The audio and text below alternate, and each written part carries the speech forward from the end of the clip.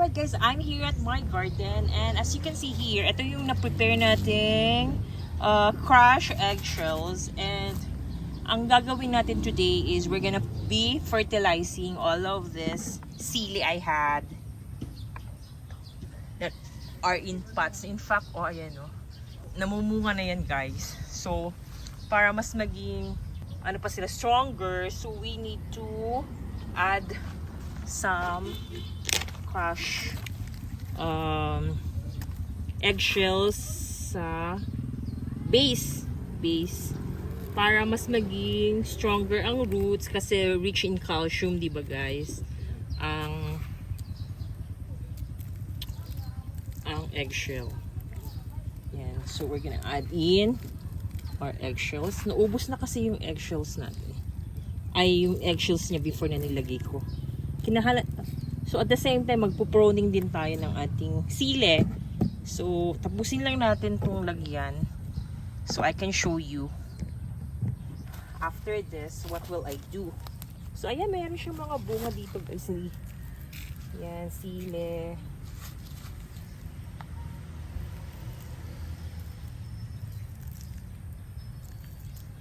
Okay. Yan. So masyadong gamit talaga sa akin ang eggshells guys. So yan na siya. And here, meron na siyang mga leaves here guys. So what we'll do, magpo-prone tayo sa ating sili. Kasi eto namang sa baba, hindi na rin naman kasi yan magkakaroon ng mga bunga, di ba? Yan. So gawin na lang nating fertilizer ang. So marami siyang mga extra here So i-remove ko na lang yan kasi para mas yung plants natin mag-concentrate na siyang mamunga. Ayan. So here I'm also putting up yung mga ganito here, ito guys, these are oregano. So I'm also adding it up into the soil. Ayan. So need nating i-fertilize ang ating plants every now and then. Tapos i-cultivate natin siya para punta siya sa ilalim. Punta siya dun sa roots. Ayan. So hindi siya magiging put into waste. Ayan.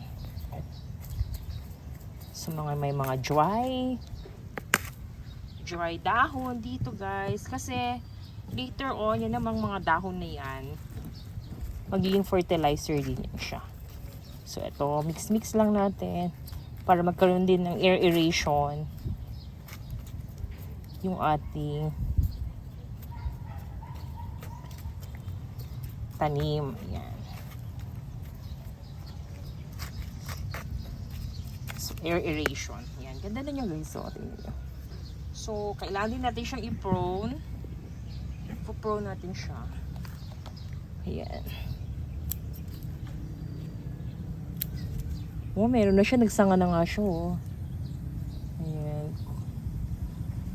Okay. So, meron siyang isang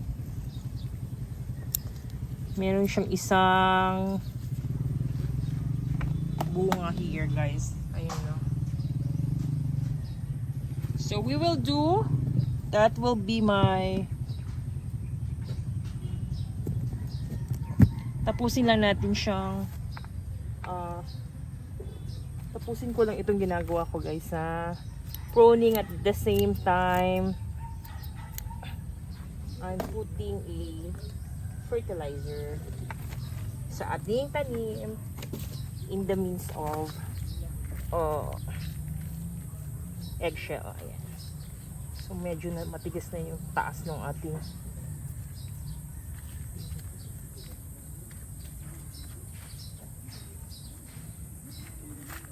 ayan guys. By the way, yung pot ko guys is 21 cm ang itong diameter niya. So I'm using a small tool here to cultivate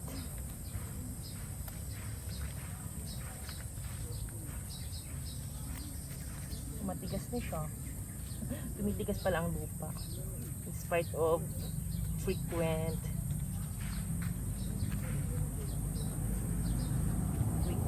watering, tumitigas yung taas. Ayun. So, alternate natin. So, meron din siyang isa here. Ayan. Naninilaw yung iba, oh. Tanggalin natin yung naninilaw na leaves. Okay. Ayan. So, ito siya magbubulaklak na rin. Namumulaklak na rin siya. So, malapit na rin yan siyang magbigay ng fruits for us.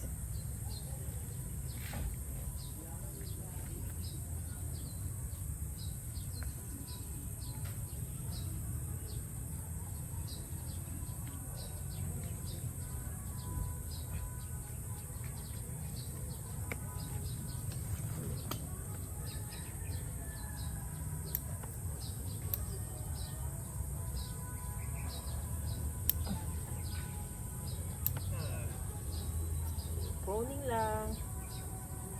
Huwag tayong matakot mag-prone, guys. Part yan.